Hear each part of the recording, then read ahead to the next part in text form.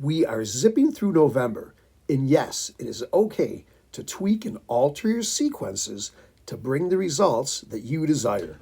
Hi, everybody. It's the morning after last night's mixed bag fox hat trick, and I'm in the deer stand. I'm seeing no deer, but that's okay. But I just want to make mention of that magical sequence because it's garnering a lot of attention lately. And one of the elements behind it is, yes, you can tweak it. Yes, you can substitute sounds. For example, last night I went to 4 farms. 3 of the 4 produced fox. Now, on 2 of those successful hunts, the standard sounds worked. But on one of the hunts, I had to totally switch the sounds because I've been to that farm many times with no result, and it needed to change. I mean, truly, you wouldn't do the same thing over and over. There's a famous saying behind that. But anyhow, so I switched out the baby cottontail. I played cagey cottontail. And then for titmouse tantrum, I played wailing woodpecker, which I usually like to say for a morning sound, but I don't hunt that farm ever in the morning. And then I did go with platinum gray, but that didn't bring the results, so I switched it to Steeltown Gray, and that's when the gray fox came. So yes, you can substitute the sounds with success under various circumstances. Good hunting, everybody. So here comes a gray fox, and I first saw it during the bird sound, but he wouldn't commit. And then he wouldn't commit to platinum gray, so I switched to Steeltown Gray. Now, it's sort of fun to watch this thing come in with the night vision versus the thermal. He comes bounding in, watch him posture. There he is, passing the foxborough call. Hunched back, tail, the whole bit. He won't quite leave the scene. That 204 is a tack driver. Down he goes.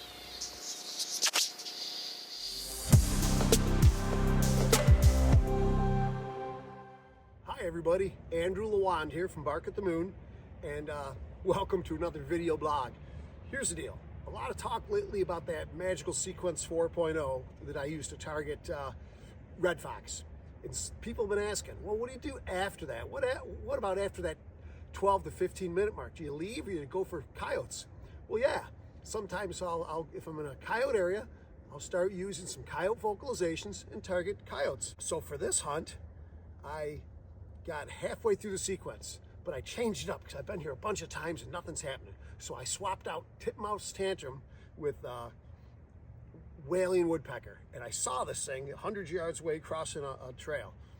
So I put on platinum gray and he came down quicker, but he didn't come out through a hedgerow for a long while. So I switched to Steeltown Gray fox succession. He came ripping across. Sort of fun because I was using my night vision tonight instead of the thermal. So I got a nice image of this thing dancing around the call, the Fox Pro. We wouldn't leave it. So much so that even I could get a good shot on it. This thing's a tack driver. It was no problem. Easy shot.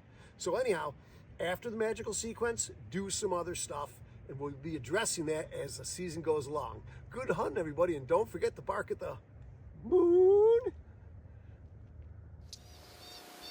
The very next setup was right down the road, just a little bit. This hard-charging red fox came instantly to baby cottontail. Once again, the 204 is going to ring deadly here. I don't know where he's going, but I stop him with some squeaks. And then the 204 stops him.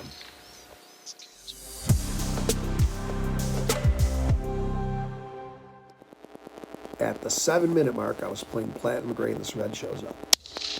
I cork him right there with a nice easy shot.